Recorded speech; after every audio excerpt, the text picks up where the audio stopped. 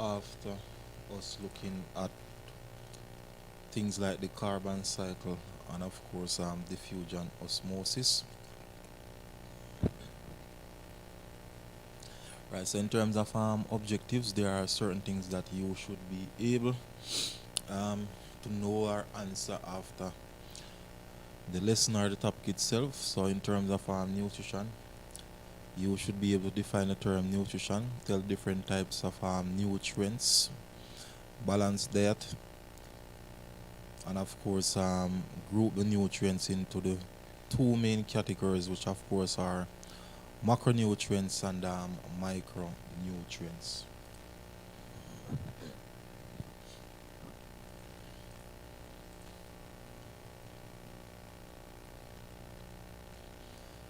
Alright, so the first concept, the need for food, or of course we can say the need for nutrients.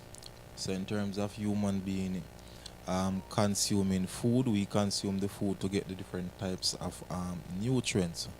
So the fact that we consume different types of nutrients, it simply means that all those nutrients that we consume, they have their individual or their specific purpose inside the human body.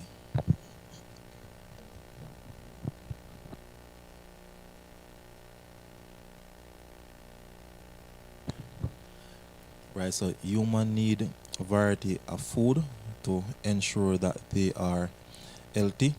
So in terms of variety of basically they mean difference.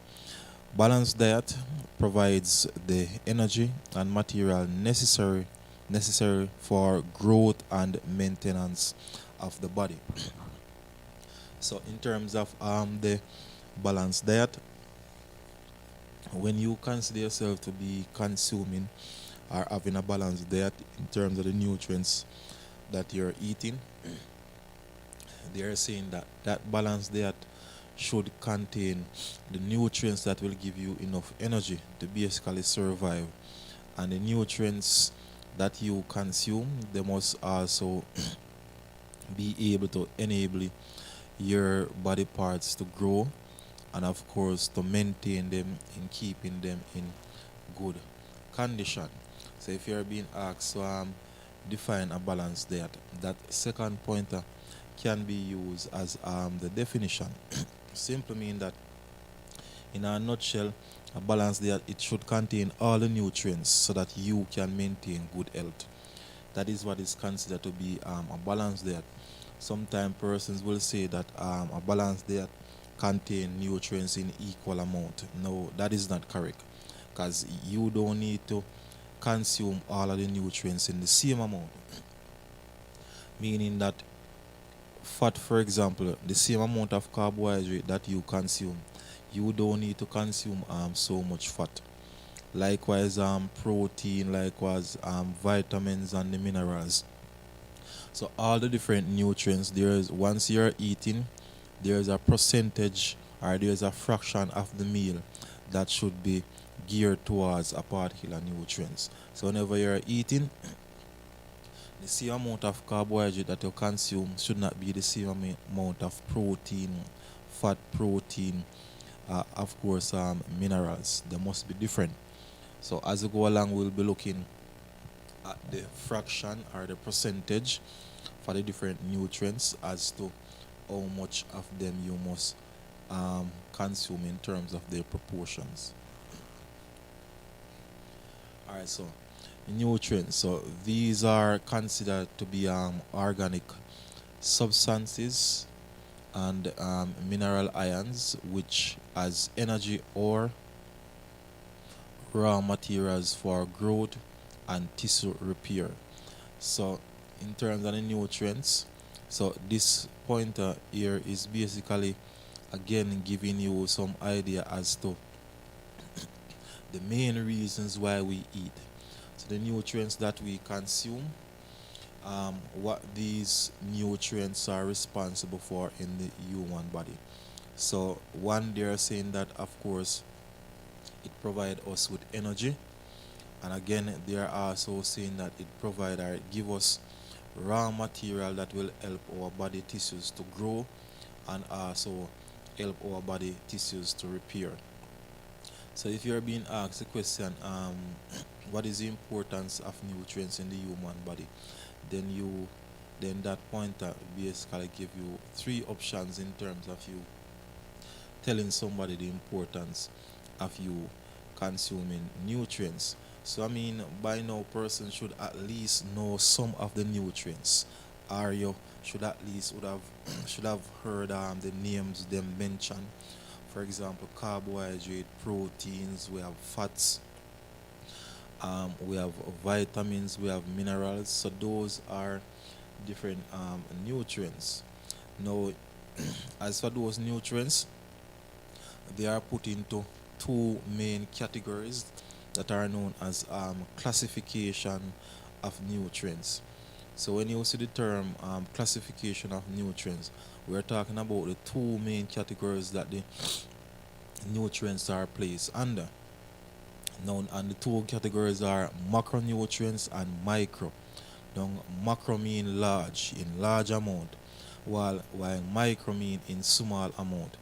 So what we're basically saying is that of the different nutrients, there are some nutrients that whenever we are eating, we need to consume those nutrients in large amount. That means that the macronutrients, whenever you're eating those nutrients, you should be eating more nutrients, more of those nutrients than the micro one. So the first point I saying must be consumed in large amounts. So the second point I giving you the types of nutrients that fall under the classification macronutrients. So carbohydrates, proteins, and lipids. Now lipids is the same thing as fats. So we could have also said carbohydrates, proteins, and fats. So for now, once you see the term lipids, it is just a change of term for fats, which of course would be the nutrient that most persons would have been familiar with. So lipids is the same thing as fat. So once you're given the question, if I ask you to list, state, or give me the macronutrients, then these three are what should you should tell me. Down below, we have the micronutrients.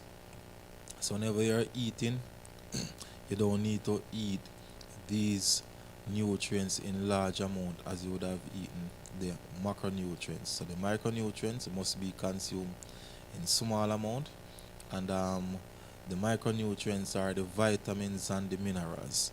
Because of course we have different types of vitamins. We have vitamin C, we have vitamin B, vitamin E, vitamin K, vitamin A, of course.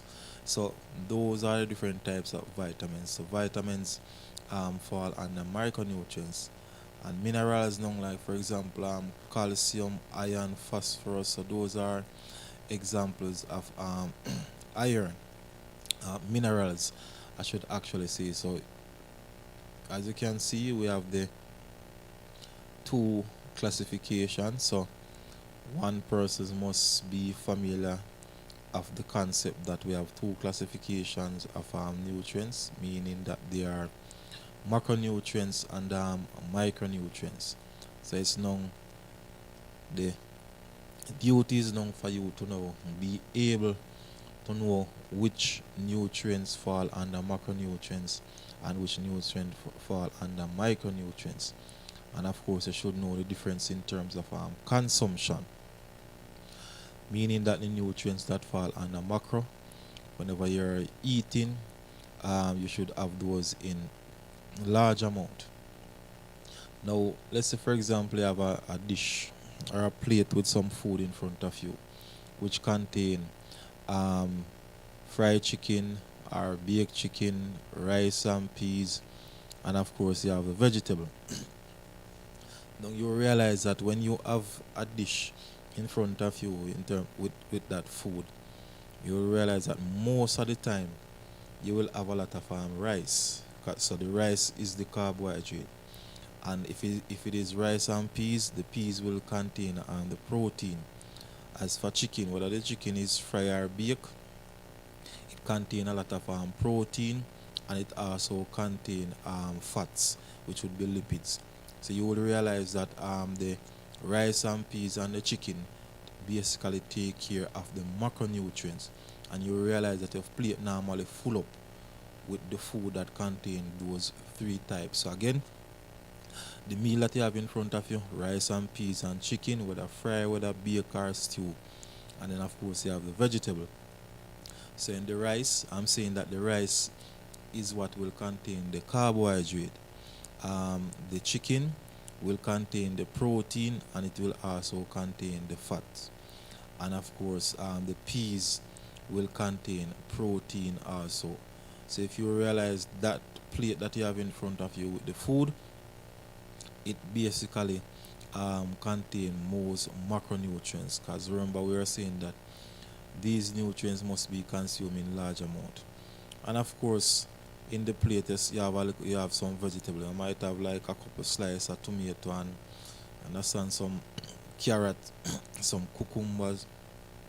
So those vegetable will contain the vitamins and of course the minerals, and you will realize that it's not like the vegetable gonna cover the entire plate, because again remember that we don't need the micronutrients in large amount, simply because the human body don't need them so much for different processes. Because the main reason why the macronutrients they are needed in large amount is because of what the body need those nutrients for. Carbohydrates, its main function in the human body is to give us energy. And you will realize that once we are alive, we're going to need energy. Even when we are asleep, we need energy, because energy is what keep the human body working. So the fact that once we are alive, we constantly need energy, that simply means that whenever we are eating, we need to consume food that will give us a lot of energy, or a nutrient that will give us a lot of energy. Proteins. Now proteins also give us energy, but the human body don't necessarily depend on protein for energy. The main reason why we eat protein is for tissue repair or tissue growth. For example, our muscles. So our muscles, in order for our muscles to stay in good healthy condition, protein is the nutrient that actually does that. So that's the main reason for us consuming protein. And if you realize the body is basically almost covered completely with muscles. As for lipids or fats, the body also use lipids or fats to give us energy. It also helps to maintain the cell membrane that is a part of the cell.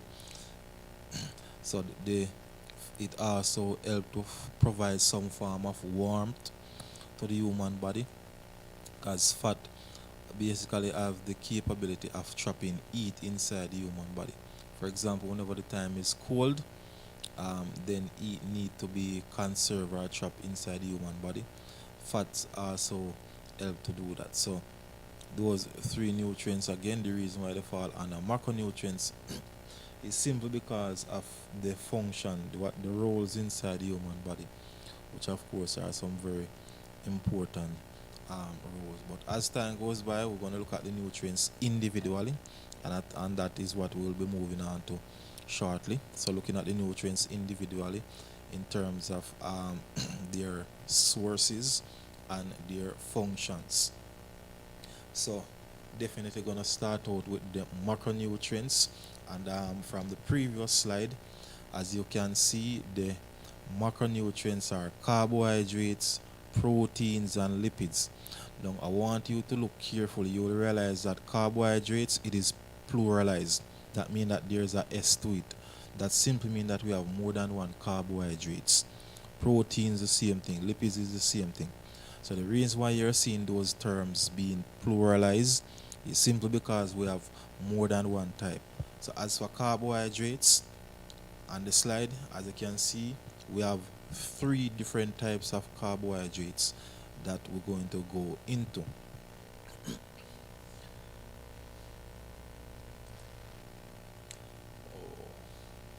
Right, so we have the three types of carbohydrates. So we have glucose, we have starch, we have dietary fiber. So as for carbohydrate, the properties, the smaller elements or components that make up carbohydrates. They contain oxygen, contain carbon dioxide, and also contain hydrogen. So definitely another concept which a question will be developed from. So I can ask you to give me the elements that make up carbohydrates, and we have the three elements there. Oxygen, of course, the carbon, which is the carbon dioxide, and the hydrogen. Now, what is the role of carbon dioxide carbohydrate in the human body?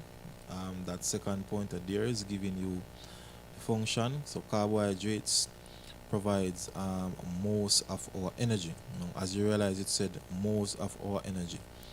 Now, them stating that pointer that way simply tell you that carbohydrate is not the only nutrient that give us energy, because it said that carbohydrates provide most of our energy. So that simply means that we have other nutrients, and that is where lipids come into play, are fats. Because as I would have said before, that fats also give us some amount of energy. It is just that the human body depend mainly on carbohydrates to give us the energy.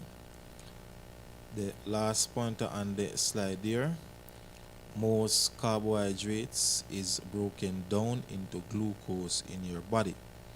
Now, once you consume any of the nutrients, whether you consume carbohydrate, protein, or fats, now the format that you consume these nutrients, of course, is not the format that the human body can utilize. So if you eat some rice which contain the carbohydrate that is in the rice, it is really complex, meaning that it is really compact together. So the human body cannot get the benefit of that carbohydrate in that complex format. So that is why we have a digestive system. So the role or the function of our digestive system is to break down these nutrients into some smaller components that the body can utilize it. So carbohydrate that will be in a piece of yam, dumpling, dasheen, potato, banana, all those food contain carbohydrate. When you consume the carbohydrate in those complex format, the body cannot use it. So the fact that we have a digestive system, what the digestive system does is that the digestive system break down the carbohydrate, the complex carbohydrate, into a simpler format of carbohydrate that is known as glucose.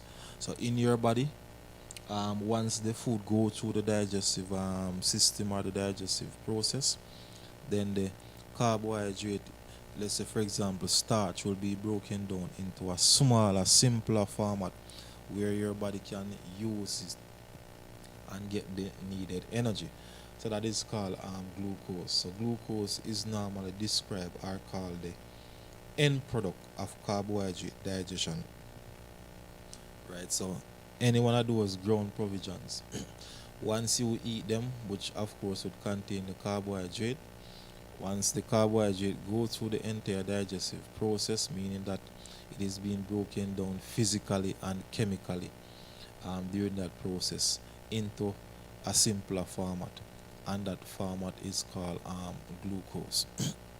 So again, just backtracking a bit in terms of the concept for anybody who would have, been lost somewhere in the explanation.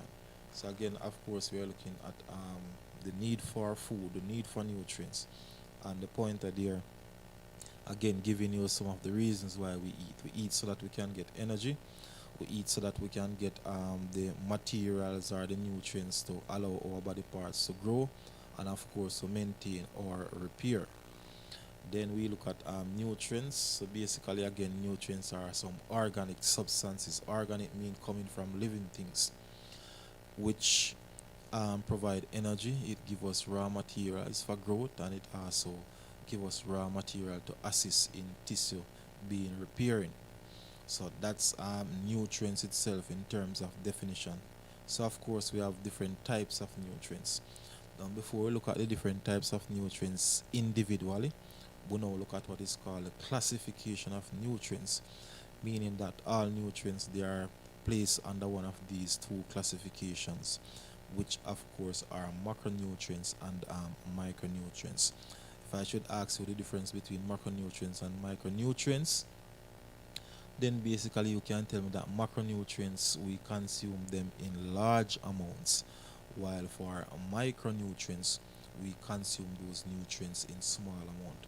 So that can be used as a difference between the two classification of nutrients. So as I would have said before, after looking at classification, then the next step is for us to now look at the nutrients them individually. And of course we start out with the macronutrients first, where carbohydrates would be the first one. And we are saying that as for the elements or the smaller particles that make up carbohydrates, those are known as their elements: oxygen, carbon, and hydrogen. So that is a that concept will be developed around a question that will ask you to list or state or give.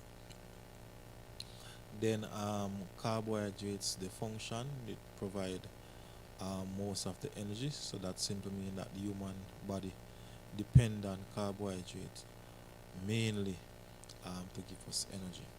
And then the last point are telling us that carbohydrate, once it will have gone through the digestive process, it will be broken down into glucose, which would be a simpler format of carbohydrate. Alright, so glucose, this is a simple carbohydrate. So the fact that it is a simple carbohydrate, we also refer to it as reducing sugar. So it contains one oxygen atom, one carbon atom, and two hydrogen atoms. So in the bracket there, you will see the symbolic formula representation for glucose, as in the different atoms that it contains. Starch, right? So that's for starch found in plant cells. So again, please remember that starch fall under carbohydrate. So found in the plant cell, used to store energy in plants. It is made up of lots of glucose molecules joined together. And they are saying that starch is a non-reducing sugar. The non-reducing sugar, that's description attached to it. So some sources now, we have yam, so basically any ground provisions. So we have yam, we have potato, we have bread, and of course we have cereals. So those food contain a large amount of starch, which would be carbohydrates. So that is what is known as the sources. Dietary fiber. So this is another type of carbohydrate, also called cellulose, which forms the fiber found in plant cell walls. It cannot be digested but remain as bulk in the digestive tract. So what they are saying is that dietary fiber or fiber, this type of carbohydrate, yes, we will consume it, but the human body cannot use it, cannot utilize it. That. So even though we consume it, it is undigestible, meaning that the human body will just, for example, extract or get the little mineral out of it and get some of the water out of it, because it is vegetable that mostly contain roughage. Vegetable and of course ground provisions contain roughage. Fruits, we have some fruits that also contain the dietary fiber. So the main function for dietary fiber is basically to aid in the digestive process, meaning that the food that whenever we eat, the food is normally slippery. That simply means that the different part of the digestive system that need to grip or hold on to the food to push it along, it might pose some problem because it is extremely slippery there. So the roughage now or the dietary fiber is helpful in the sense that it provides something solid for the muscles to grip onto so that the food basically can be pushed along. Alright, continuing the third pointer, this makes muscles of the digestive tract grip the food and move it by a process that is called peristalsis. Right, so whenever you swallow the food, for example, once the food reaches the back of the throat, the food don't just drop from there down in the stomach automatically like that. No, there is a wave-like action where muscles actually work together and contract and relax and force the food along the digestive tract by that process that is known as peristalsis. Now, roughage or the fiber, it's one of its function is that it prevent constipation. So constipation is basically the inability of you to defecate or pass your feces. That is constipation. So once you're eating enough roughage, which of course would comes from vegetable, for example, then you reduce the chance of you developing this condition. And there down the bottom we have a lot of sources. And of course we have several more sources that we could have used. So beans, anything in terms of beans, anything in terms of peas will contain that roughage or the dietary fiber. Nuts, so peanut, coconut, all those food that are in a nut format will contain a lot of dietary fiber. Fruits and vegetables also contain a lot.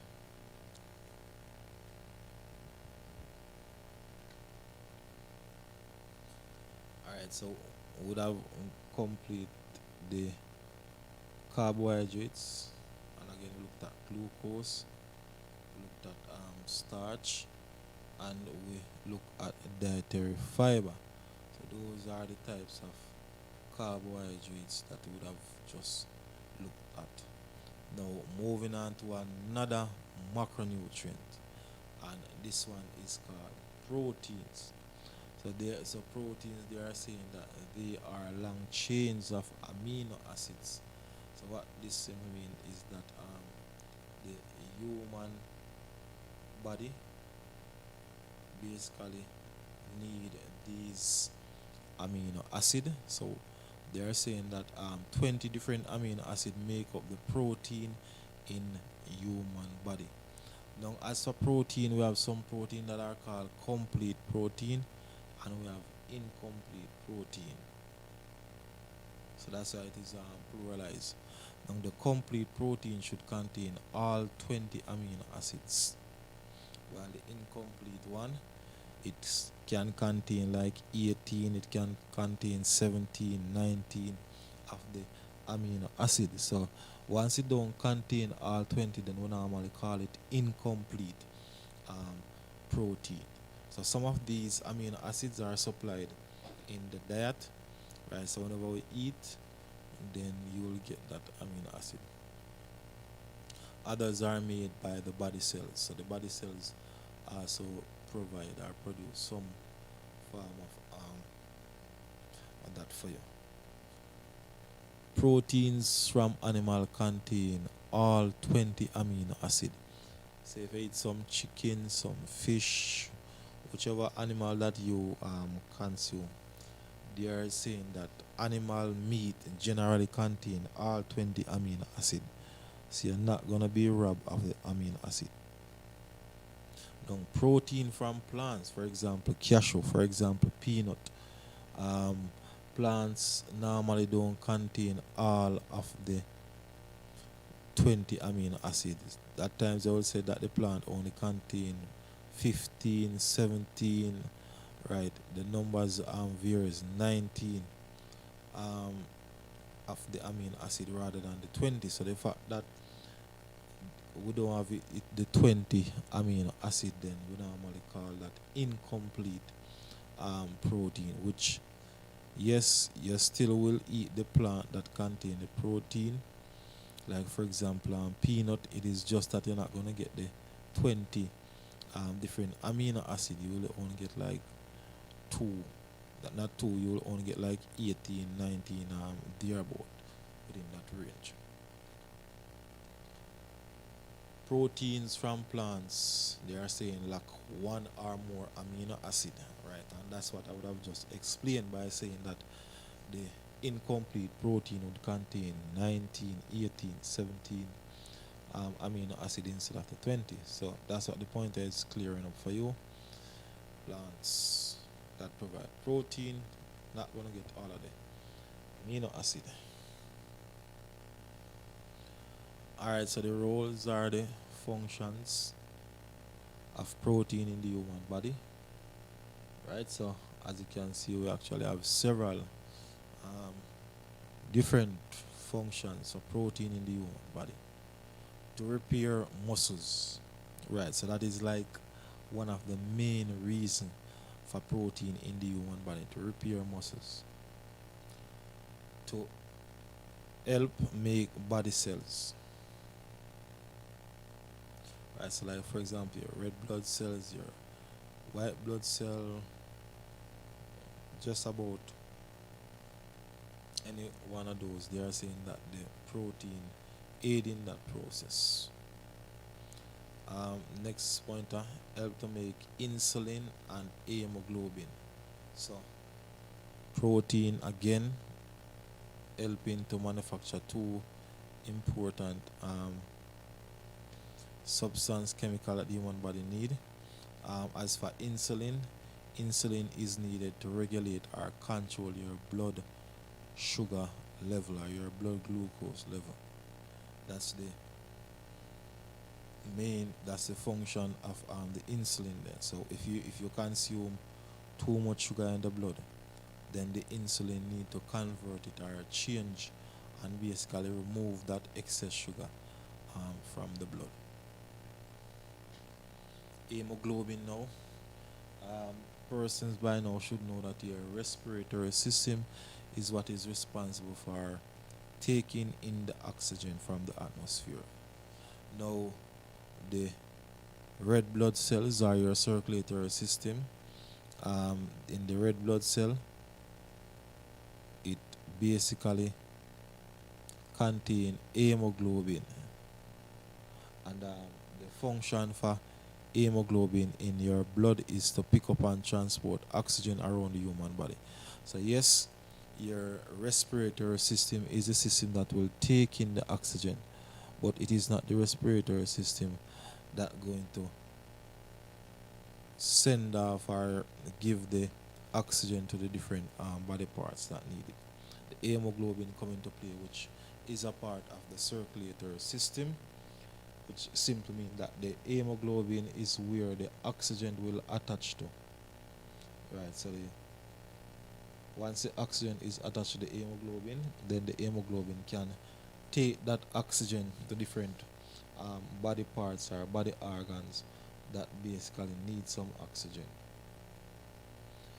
Help to make enzymes. So what are enzymes? So enzymes are basically some chemicals, for example, that help to speed up processes within the human body. So in terms of speed up the process, it is the digestive process. So the enzyme, for example, aid in the digestion of food, because we have two types of digestion. We have physical, or if you want to say mechanical, and we have the chemical digestion. So once you're chewing, once you're putting the food in your mouth, those are examples of physical or mechanical digestion. But as for the chemical digestion, Um, that is whenever we have the enzyme now working on those nutrients in a chemical way to basically break them down.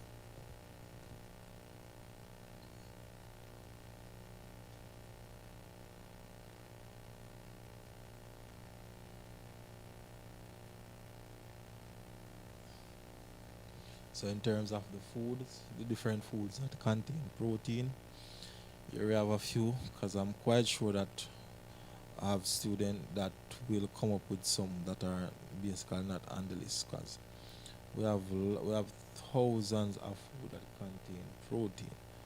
Just that I mean, for time consumption, I mean there's no way we can spend the entire day listing the different types of protein. So we have meat, fish, egg, cheese, peas, beans, and of course ground nut. So the fact that we're looking at these at this list simply means that these food um, definitely contain a lot of proteins.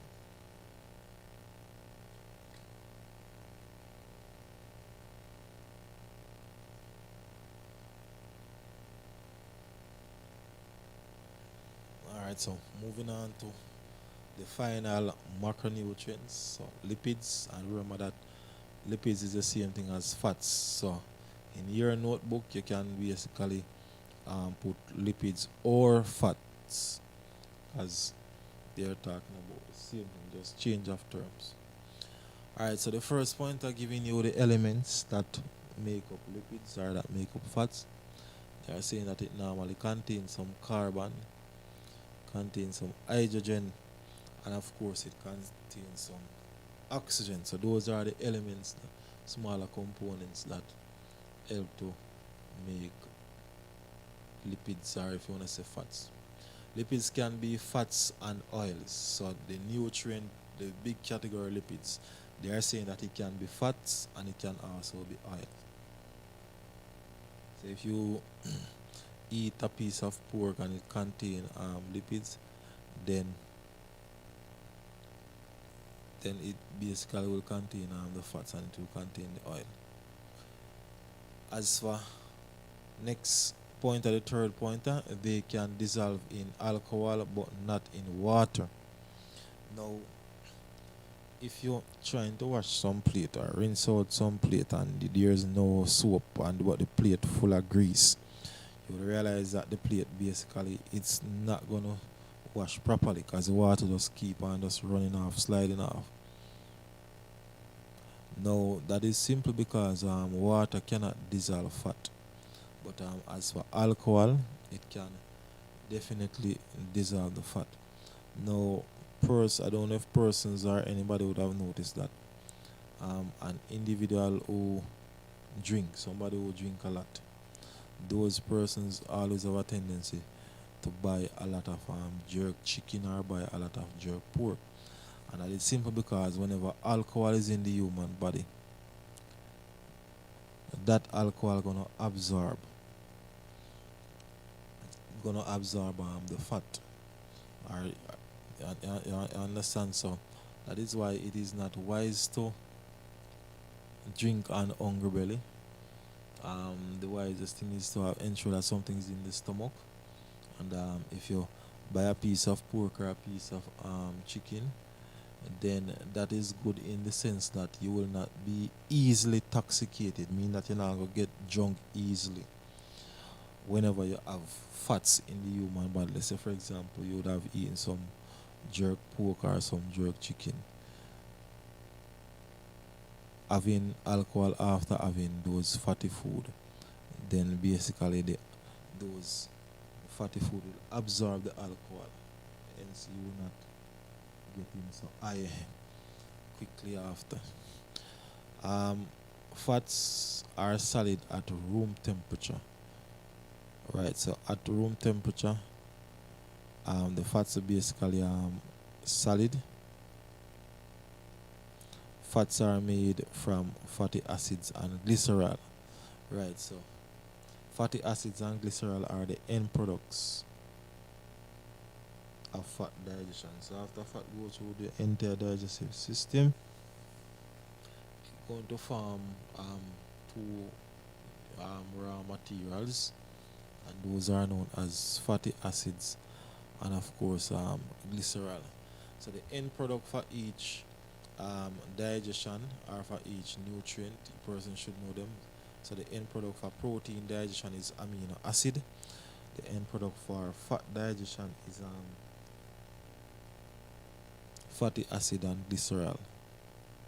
And for carbohydrate, it is glucose.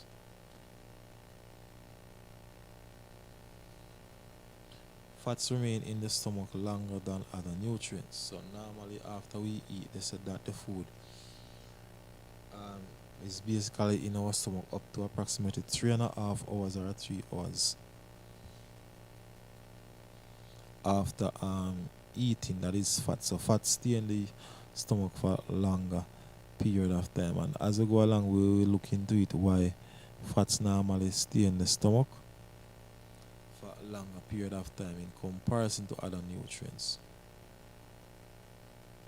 So the roles, so the functions, why we need to consume fats or lipids: provides the body with energy during respiration, right? So provide energy just like carbohydrate, just that the human body don't depend on fats mostly to give us the energy.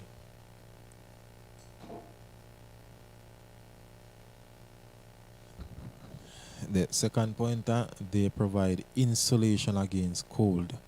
And I would have explained this briefly at the start of the class, where so insulation means that it have the ability to trap heat. So in terms of the body organs, there are some amount of fat that will they close by them or around them, but not a lot. It's just enough to keep those body organs warm. Because if you compare persons of individual size, a fat person versus a slim person, when the time is cold, the person who is fat, that person is not as cold as somebody who is slim. And that is simply because the person who is fat or the person who is obese, their body would contain enough fat that act as a very good insulator against cold. Next role for fats, the third pointer: fats provide a solvent for vitamins A, D, and E. So in terms of these three vitamins being able to utilize or used by the human body, then fat is needed to actually help them digest. So if you don't have enough fat in your body, then basically what they are saying is that, it is kind of pointless to look at to consume vitamin A, vitamin D, and vitamin E, simply because in order for these nutrients to digest properly, then some form of fats need to be in the human body. They form an important part of the cell membrane, right? So back to cells again. So as for cell membranes, looking at the labeling, you should actually see what is the function, what is the role for cell membrane. All right, sources: some food that will give you fats. So we have margarine, we have pork, we have soya beans, we have butter, milk, and peanuts. So these are just some of the food materials that will give you that nutrient.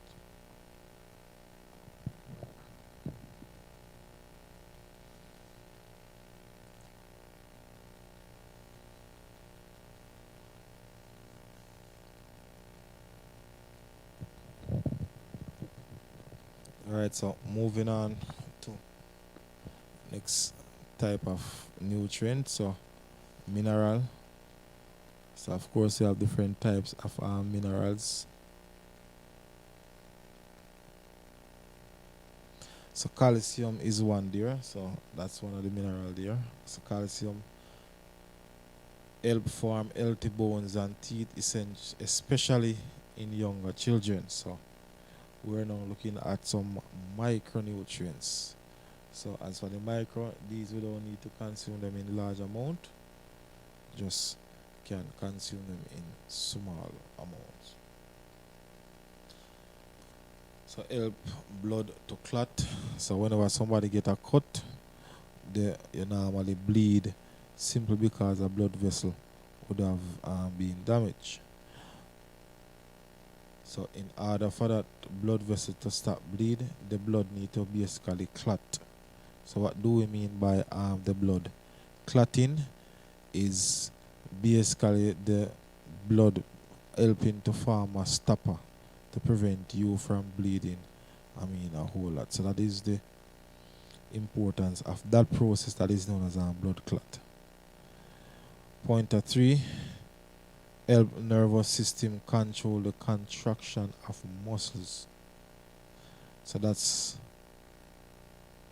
is another function.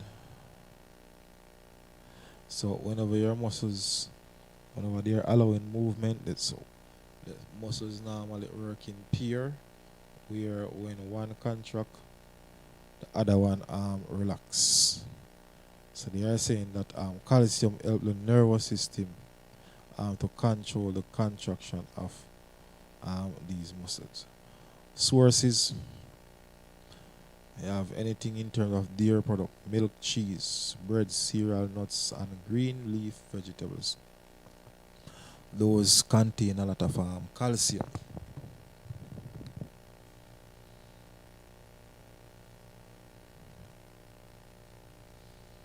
So iron, that's a next type of mineral.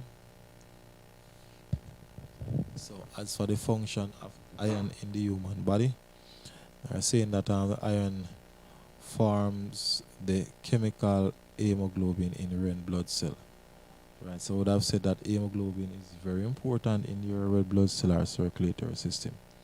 Simply because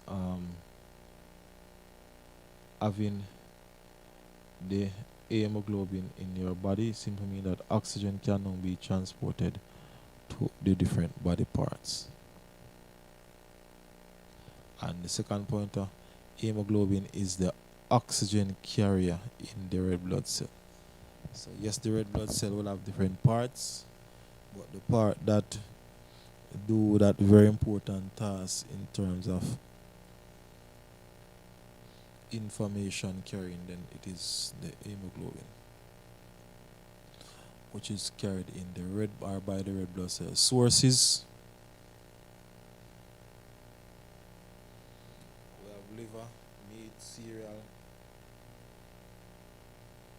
egg yolk, kidney, and of course vegetables. Now if you're not consuming enough iron, then you're going to suffer from a condition that is known as anemia. So anemia is a condition where your body just don't have enough iron. That is whenever the doctor said that you're anemic. So the only way you can get rid of this problem is by consuming more food that will contain this mineral that is known as anemia. So food that contain a lot, basically green leafy vegetables contain it. Banana, the skin of the banana also contain a lot of this nutrient.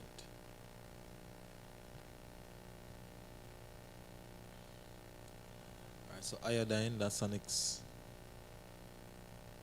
micronutrient, or if you want to say nutrient. Its function now, growth. So once your muscles, once body parts going to grow from stage 1 to stage 2 are just growing naturally, then the iodine help with that. Metabolism, so metabolic process these are basically some chemical processes that take place in our body. So in order for our body to function properly, then you're going to need iodine, which will help to allow metabolism to take place. Reproduction also helping that process. It after deal with the release of the egg. Nerve and muscle functions. So iodine again help your muscles to function properly. Regulation of body temperature. Iodine again is aiding that process and blood cell production. So we have quite a bit being listed there in terms of the function or the role for that iodine. So now I'm going to move on to some sources. Let's see where we can get it. We can get it from cheese, we can get it from milk, and of course we can get it from green leafy vegetables.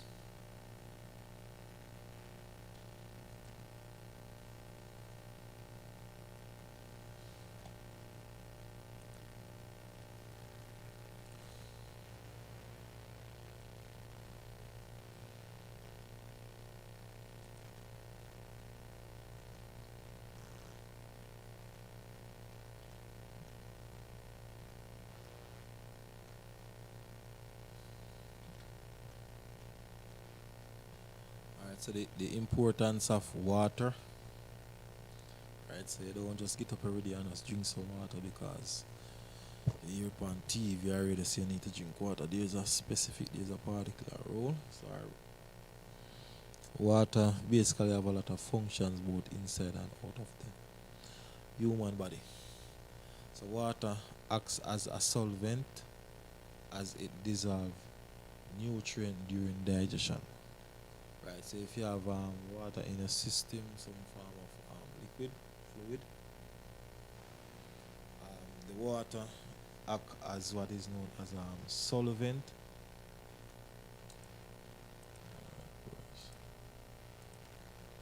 And solvent mean that things can dissolve, things can melt out in it. That is what they mean when they say it act as a solvent. About 2/3 of the human body is comprised of water. So that water they are talking about is not literally that crystal clear water, you know, because in the blood there are some excess fluid. So that is where excess will come from.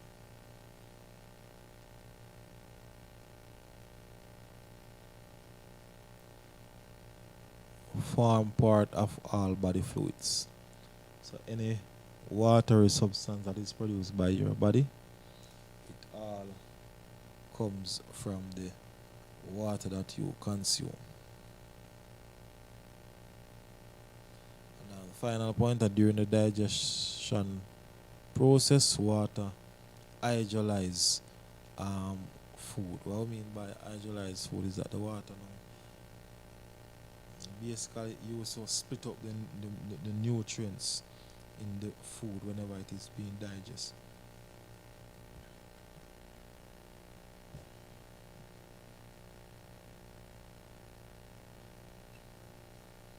Alright, so balanced diet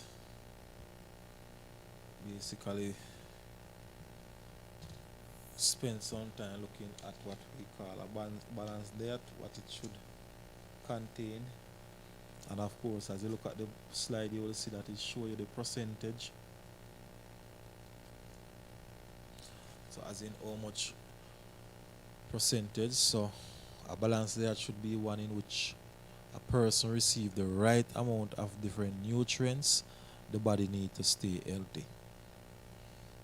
Right, so it must be the right amount so your body can stay healthy. That means you cannot be eating food every day and your plate don't contain enough protein. And if your plate don't contain enough protein, then that simply means that your muscles, your tissues are the body parts that depend on it to repair, you're gonna need it. The second point, and I'm giving you the percentage. So a balanced diet will consist of 55% carbohydrate. Then it will contain 15% lipids and then of course 20% protein, and the other 10% will go to water, vitamins, and minerals. So if you add up all of those, then you should get 100.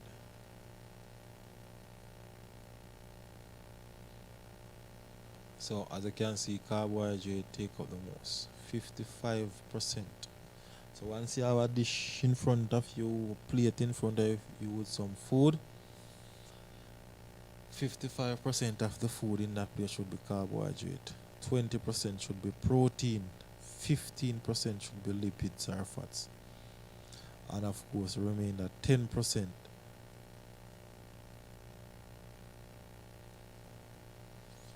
basically should contain those three, so water, vitamins, and minerals.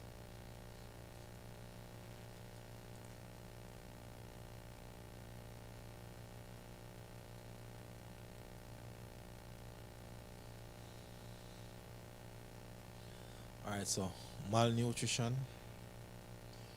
Now, this term misconceptualized a lot of times, where they said that malnutrition normally take place or it occurs when a person does not receive enough of one or more food nutrients.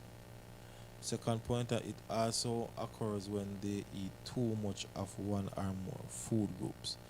Now, whenever somebody is whenever we said somebody is suffering from malnutrition, we have two diagrams there. The top one showing somebody that seems not to be eating a lot, and the bottom one showing somebody who seems to be eating a lot. So malnutrition is not when you lack of the nutrients only. Malnutrition is whenever you're eating too much of a nutrients or you're eating too little of a nutrients. That is what is known as malnutrition. So don't misconceptualize the concept and say that otherwise.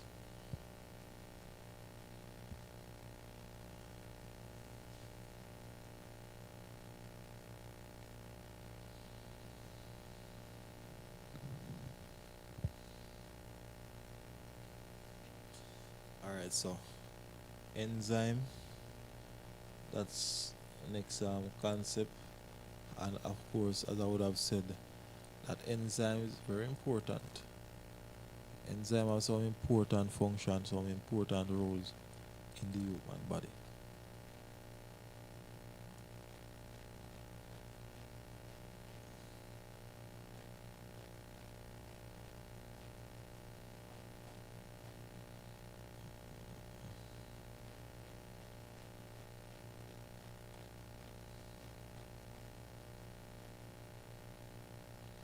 Alright, so enzymes, so these are biological catalysts which speed up chemical reactions in the digestive system, right? So your digestive system will take a while to digest the food.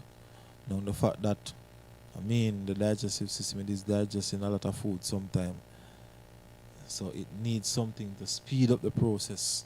That's where enzyme come into play. So we have different types of enzyme that basically make the digestive process much faster. So it normally acts on the molecule called substances and change them into one or more products, so it make it more simpler.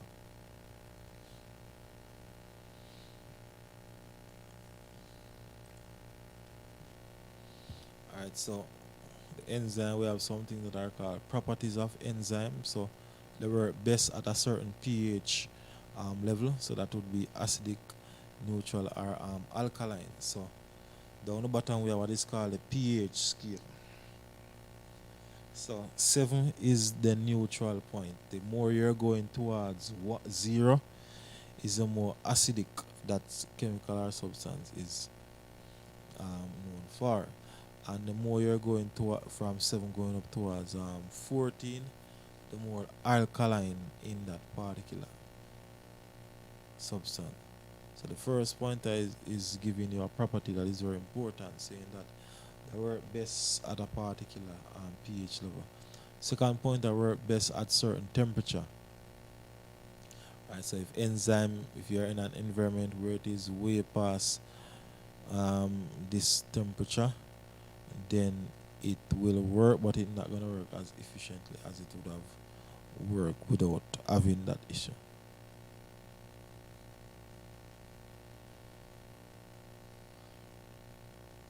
So inactive at high temperature and destroy by boiling. Right, so if the temperature is too high, then you're not gonna be able to work, and if you boil it, then it will be destroyed. So a very important concept in terms of the property. Each only work on one substrate. Now substrate is just the same thing as nutrients. Now what they are saying that the enzyme that work on carbohydrate will not be the enzyme that work on protein, or will not be the enzyme that work on fat. So all the different nutrients have their different enzymes that work with them. The second pointer, break down large quantity of substance. So if you eat a lot, then you have the enzyme to break it down very small so that human body can use it. And the next third pointer, they are saying that they are not chemically changed at the end of the reaction. And very important. So enzyme, they are saying that enzyme after a particular type of enzyme finish digest protein. At the end of it, it will remain the same way as enzyme. It is not like you washing clothes. After you wash your clothes, when you finish wash, the water that you would have just washed may take the color of a clothes that run, or it may take the color. I mean, just something that can use to identify it. But as for the enzyme, they are saying that even though it goes through that digestive process, it still don't change. And the final one, enzymes are sensitive to poisons. Very important. What they are saying is that there is no enzyme in the human body that can break down poison. Hence, if you consume poison, then it's going to kill you. Because if it was a case where enzyme in the human body can basically control or destroy the poisons, then you drinking something that is poisonous, it wouldn't cause any harm. So sensitive to poison mean that there is no enzyme in the human body that can help you to digest the poison. Sensitive mean that the poison will destroy them or damage them.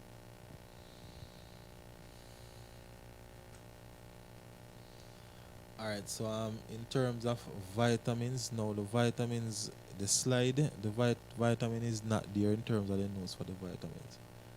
But I will definitely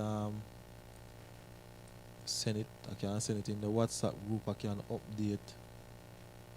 I can also update the notes on the Google Classroom to give you that information in terms of the notes for vitamins, but it's not on the slide, but I have the notes, so we'll ensure that you actually get it. Alright, so I have some questions for you. I'm gonna give you some questions.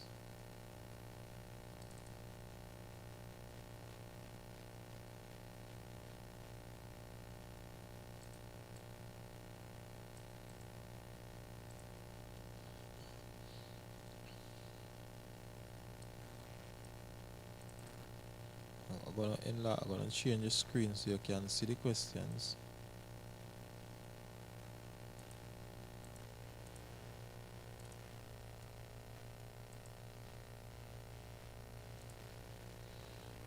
Alright, so we have number 1 and number 2 there at the top, so go ahead and write off those questions